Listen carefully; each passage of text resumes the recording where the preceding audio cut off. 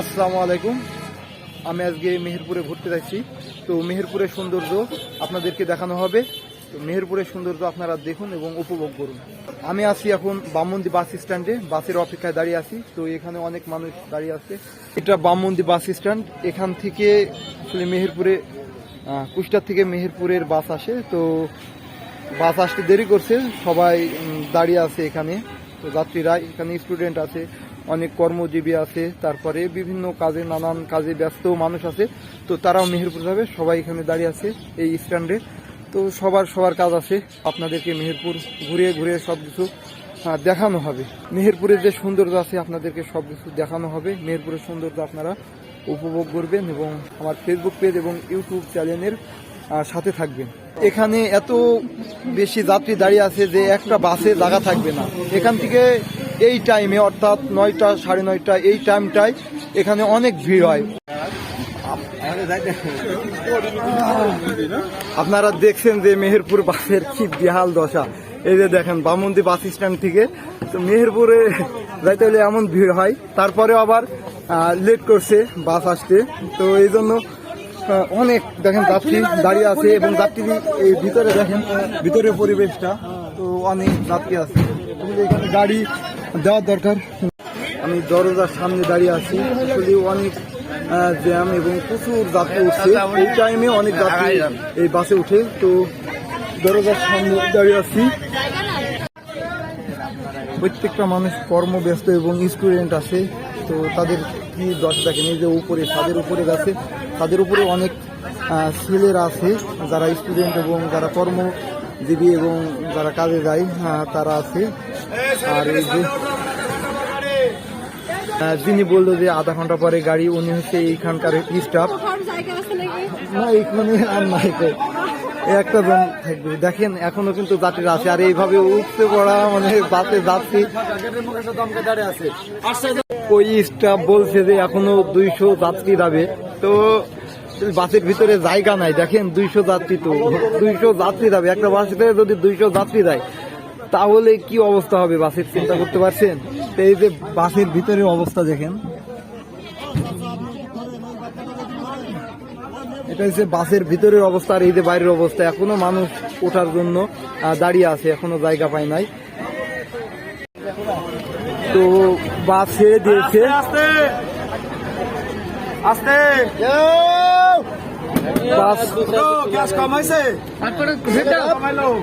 বাস ছেড়ে দিয়েছে। যাত্রীরা এখনো যাত্রী থেকে গেল, স্টুডেন্টরা থেকে গেল। ভাই ভাই একটু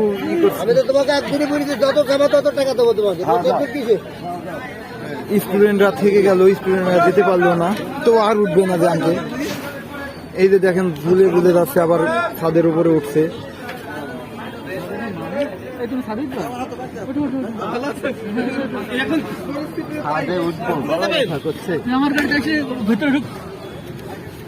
জায়গা নয় যে আঙ্কেল, অনেক যাত্রীকে রেখে চলে যাইছে, চলে গেল স্টুডেন্টরা। এখানে যারা দাঁড়িয়ে আছে সবাই স্টুডেন্টে রেখে বাস ছেড়ে দিল। কুষ্টিয়া টু মেহেরপুর বাসের অবস্থা দেখেন, অনেক যাত্রীদের রেখে দিয়েছে। দুর্ভাগ্যের বিষয় যে আপনাদের ভিডিও করে দেখাতে পারছি না যে আসলে কি দশা বাসের, কি বেহাল দশা। আপনাদেরকে যদি দেখাতে পারতাম, এই যে দেখেন কিভাবে ঝুলে ঝুলে যাইছে। মেহেরপুর টু কুষ্টিয়া বাসে একটা জিনিস, একটা চাচা বললো যে 3 টিপের যাত্রী এক টিপে নিয়ে যায়, অর্থাৎ 3টা বাসের যাত্রী একটা বাসে নিয়ে যায়। আসলে এটা খুব দুঃখজনক আমাদের জন্য।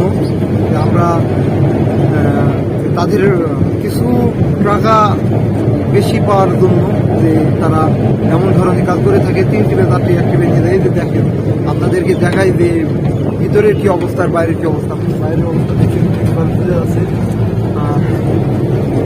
ভিতরের অবস্থা দেখেন আপনারা।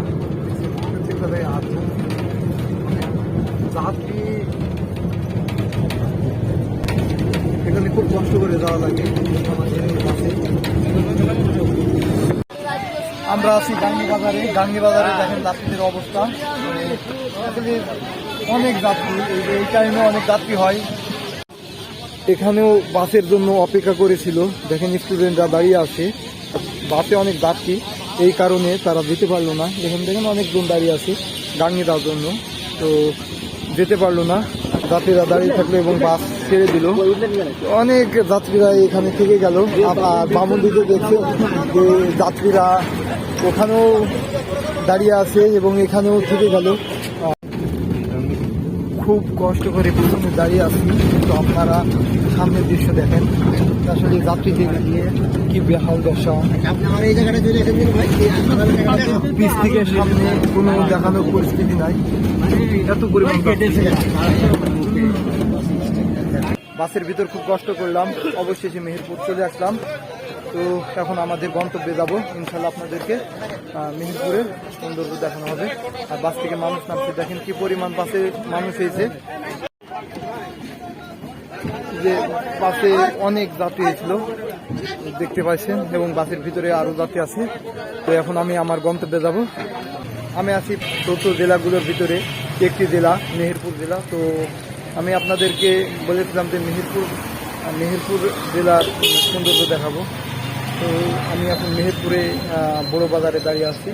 বড় বাজারের আশেপাশে দোকানপাট আর যাদের অনেক কিছু আছে, এগুলো আপনাদেরকে দেখাবো। মেহেরপুর জেলার প্রধান সড়ক বড় বাজারের উপরে।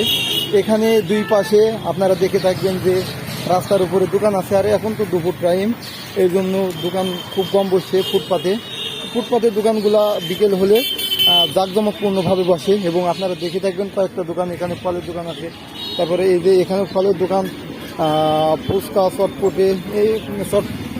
চটপটের দোকান এখানে আছে। আর আপনারা আসলে মেহেরপুর পৌরসভায় আসবেন। এই যে মেহেরপুর পৌরসভা আমাদেরকে দেখাই।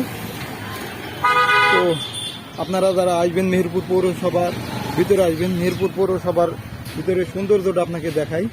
মেহেরপুর পৌরসভায় আসার পরে আপনারা দেখতে পাবেন সেটা হচ্ছে পৃথিবীর সর্বোচ্চ আদালত মানুষের বিবেক। আসলে পৃথিবীর সর্বোচ্চ আদালত এটা হচ্ছে মানুষের বিবেক। আর এখানে দেখবেন যে এই যে পৌরসভার ভিতরে এসে দেখবেন যে বিভিন্ন ধরনের গাছ, তারপর এখানে রজনীগন্ধা গাছ আছে, একটা বাঘ দাঁড়িয়ে আছে। আপনারা আসলে এখানকার সৌন্দর্যটা দেখবেন। এবং বিভিন্ন ধরনের ফুল গাছ আছে এই পৌরসভার ভিতরে, যেটা দেখলে আপনারা মুগ্ধ হয়ে যাবেন। এখানে অনেক সুন্দর সুন্দর ফুল আছে। এবং এই গাছটার নামটা জানি না। তো এই গাছটা দেখে খুব ভালো লাগছে, আপনাদেরকে দেখাই। এই গাছটা অনেক বড় গাছ। তো গাছটা কাটা আছে এবং ক্যাকটাস জাতীয় হচ্ছে এই গাছটা হতে পারে, আমি শিওর নাম জানি না।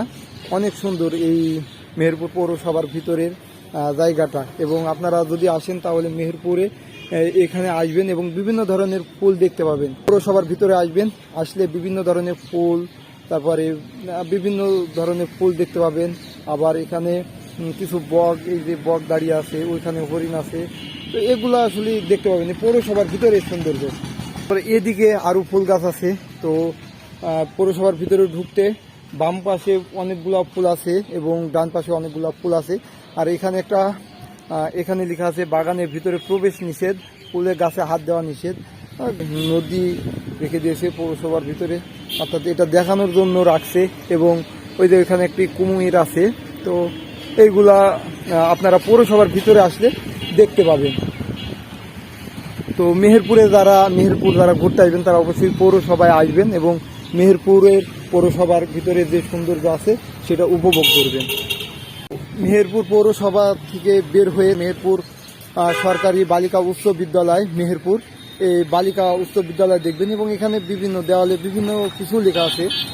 তো আপনারা দেখছেন যে যে বিষয়ে প্রশিক্ষণ নিয়েছে সে বিষয়ে শিক্ষিত কাজে সবাই শিক্ষিত।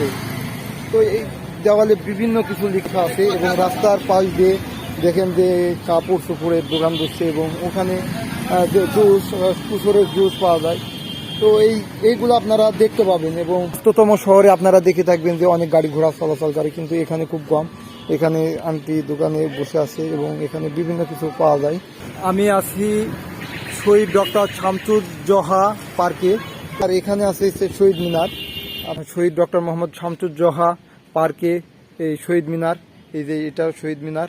তো এখানে আসলে এটা দেখতে পাবেন। আর মফিজুর রহমান মুক্ত মঞ্চ, বিকেলে আসলে অনেক ছেলেরা একত্রিত হয় এবং তারা এখানে আনন্দ করে এবং খেলাধুলা সব কিছু করে এই পার্কের ভিতরে। শহীদ ডক্টর মোহাম্মদ শামসুজ্জোহা পার্ক থেকে বেরিয়ে আপনারা যে জিনিসটা দেখবেন আপনাদেরকে দেখাই। শহীদ ডক্টর মোহাম্মদ শামসুজ্জাহ পার্ক থেকে বেরিয়ে আপনারা এখানে একটি দোকান দেখবেন এবং এখানে একটি খাওয়ার ফাস্টফুডের দোকান দেখবেন। বিকেলে এখানে দুই পাশে অনেক দোকান থাকে এবং এখানে অনেক বিক্রয় হয়। রাস্তার ধারে অনেকগুলা দোকান বসে, এখন দোকানগুলা নেই, তবে বিকেলে যখন দোকানগুলো বসবে তখন জাঁকজমকপূর্ণভাবে বসে। তো আপনারা যখন আসবেন তখন এই পার্কে এসে ঘুরে যাবেন। ডক্টর মোহাম্মদ শামসুজ্জাহ পার্কের সাথে আছে মেহেরপুর পৌরসভা।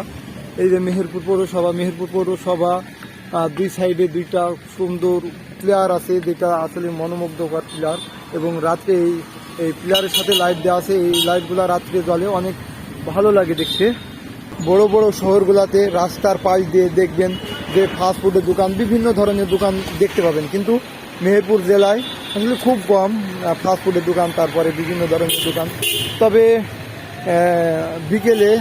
বিকেলে আসলে দেখতে পাবেন যে আশেপাশে বাজারের উপরে বাদে, তবে যেখানে ফাঁকা জায়গা আছে সেখানে সেই সব ফুটপাতে বাজার বসে এবং অল্প পরিসরে তারা বিকেলে ব্যবসা করে। ফুটপাতের দোকানগুলো দেখেন, এগুলো সবগুলাই কিন্তু বিকেলে বসবে। এখন সবাই রেস্টে আছে এবং তারা দোকান পরিচালনা করছে না, এখন বিকেলে করবে। আর অন্যান্য শহরে আপনারা দেখবেন যে অন্যান্য শহরে কি হয়, সারাদিন দোকান নিয়ে তারা ব্যস্ত থাকে এবং ফুটপাতে যারা ব্যবসা করে তারা সারাদিন দোকানে ব্যবসা করে। এই যে এখানে বড়ই দোকান আছে, মামা বড়ই বিক্রি করে, তো চাচা আনারস বিক্রি করে। দেখি আনারস কত করে নেয়। এই যে আঙ্কেল আনারস বিক্রি করছে। আমার আনারস খুব প্রিয় জিনিস, তো এক একটা পিস আনারস 30 টাকা। এই যে দেখেন এই আনারসগুলা 30 টাকা পিস বলছে, এই আনারসগুলা 30 টাকা পিস বলছে। আমি যখন বিজিবিতে ছিলাম তখন আমি এই আনারসগুলা 3 টাকা পিস কিনে খেয়েছি, কিন্তু এখন 30 টাকা করে খাওয়া লাগবে, অনেক খরচ আছে। আর আঙ্কেল বলছে যে আনারস অনেক স্বাদ হবে, তো আনারস আঙ্কেল মাকে দেবে, তো অনেক আঙ্কেল ভালো করে মাখায় দিন হবে। তো আঙ্কেল অনেক সুন্দর করে কেটে মাখায় দেবে। আর আমি নিজে আনারস খুব সুন্দর করে কাটতাম বিজিবি থাকতে, এবং আমার যে স্টাফগুলো ছিল তাদেরকে আমি মাখিয়ে খাওয়াইছি। সিনিয়র স্টাফ, আমার যে সিনিয়র স্টাফ ছিল তাদেরকে মাখিয়ে খাওয়াইছি। বিক্রি হয় আপনার দিনে সব শেষে যাবে আজকে? শেষ করে দেবেন না? আঙ্কেল এতগুলো আনারস সব শেষ মানে বেঁচে ফেলবে আঙ্কেল বলছে। তা আসলে এতগুলো আনারস বেচা তো অনেক সময়ের ব্যাপার, কিন্তু বিকেল টাইমে বেশি বিক্রি হয় না আঙ্কেল? সন্ধ্যা পর্যন্ত আঙ্কেল বিক্রি করবে। এবং আনারসগুলো দেখছেন যে এই ছোট ছোট আনারসগুলা, আসলে এখানে মেহেরপুরে আসতে অনেক যানবাহন খরচ পড়ে যায়, তাই আনারসগুলা মনে হয় 15 টাকা পিস কিনতে লাগে।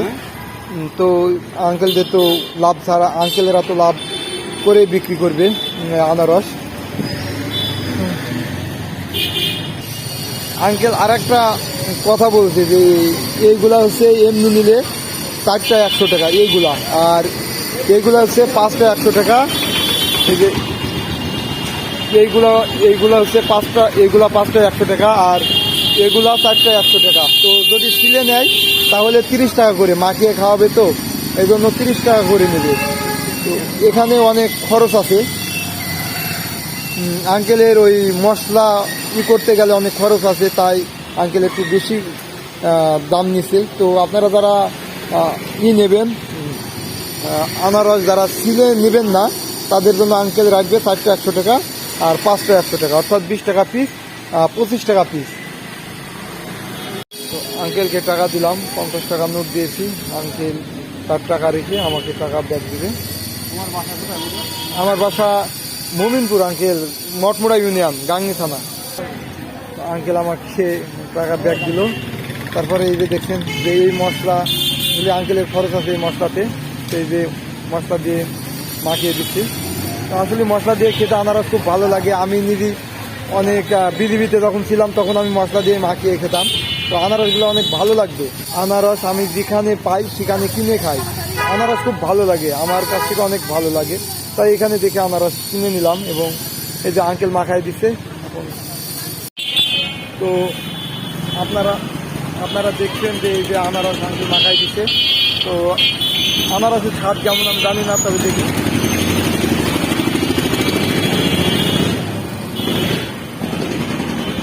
আনারসের স্বাদ অনেক ভালো, অনেক সুন্দর সুস্বাদু আনারস।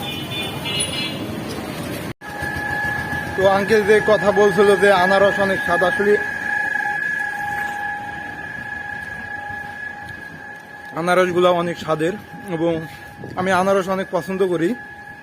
আর বিজিবি টিম যখন ছিলাম তখন এই আনারস আমি বেশি খেতাম এবং আনারসগুলো অনেক সুস্বাদু, আসলে অনেক স্বাদ লাগছে আনারসগুলো। আর একটা কিনে খেতে ইচ্ছা করছে, কিন্তু চলে এসেছি বড় বাজার থেকে। এখন যাচ্ছি হচ্ছে মেহেরপুর সরকারি কলেজে। তো সরকারি কলেজ এখান থেকে অল্প একটু দূর, তাই হেঁটে যাচ্ছি। আছি এখন মেহেরপুর সরকারি কলেজের সামনে এবং কলেজের ভিতরে গিয়ে আপনাদেরকে দেখাবো কলেজের সৌন্দর্যটা। আপনারা মেহেরপুর কলেজের ভিতরে ঢুকেই দেখতে পাবেন বিভিন্ন ধরনের ফুলের গাছ, দেখতে পাবেন এবং প্রশাসন ভবনের সামনে ঢুকে, গেট থেকে ঢুকে আপনারা এমন ফুলের গাছ দেখতে পাবেন এবং যেগুলো দেখে আপনি মুগ্ধ হয়ে যাবেন। এবং মেহেরপুর কলেজটাকে অনেক সুন্দরভাবে সাজাইছে। মেহেরপুর সরকারি কলেজের ভিতরে যে সূর্যমুখী ফুল বাগান আছে, ওই ফুল বাগানের ওখানে দাঁড়িয়ে আছি, আপনাদেরকে দেখাই। এখানে আছে মেহেরপুর সরকারি কলেজ, জমির পরিমাণ 1 হেক্টর, মেহেরপুর, জাতের নাম বাড়ি সূর্যমুখী 3। এই যে সূর্যমুখী বাগানটা আপনাদেরকে দেখায়, অনেক সুন্দর। এখনো ফুল ফোটে নাই, যদি ফুল ফোটে তাহলে অনেক সুন্দর লাগবে দেখতে। কিছু কিছু গাছে ফুটছে ফুল, কিন্তু এখনো সবগুলাতে ফোটে নাই। আস্তে আস্তে সূর্যমুখীর যে কলি আছে, ফুলের কলি, সেগুলা বের হয়েছে এবং দেখেন যে কয়েকটা গাছে ফুটছে এবং সম্পূর্ণ সবগুলা ফুল ফুটে গেলে অনেক সুন্দর লাগবে দেখতে। এই মেহেরপুর সরকারি কলেজের ভিতরে যে 1 হেক্টর জমিতে ফুল বাগান তৈরি করছে সূর্যমুখী ফুল, তো অনেক ভালো লাগবে দেখতে। আমি মেহেরপুর জেলার বিভিন্ন জায়গা আপনাদের মাঝে তুলে ধরার চেষ্টা করলাম এবং আমি মেহেরপুর থেকে এখন বাড়ি ফিরবো। তো আমি বাসের জন্য অপেক্ষা করে আছি, তো বাস আসলে আমি চলে যাব। অবশেষে বাস পেয়ে গেলাম, তো বাড়ি ফেরার পালা, বাড়ি চলে যাচ্ছি। তো আপনাদেরকে মেহেরপুর জেলার বিভিন্ন জায়গা দেখানোর চেষ্টা করলাম। অবশেষে চলে আসলাম এবং আপনাদেরকে বিভিন্ন জায়গায় ঘুরিয়ে ঘুরিয়ে দেখানোর চেষ্টা করি। আমার ভিডিওগুলো দেখেন তারা আমার চ্যানেলটিকে সাবস্ক্রাইব করবেন এবং আমার ফেসবুক পেজটিকে ফলো করবেন।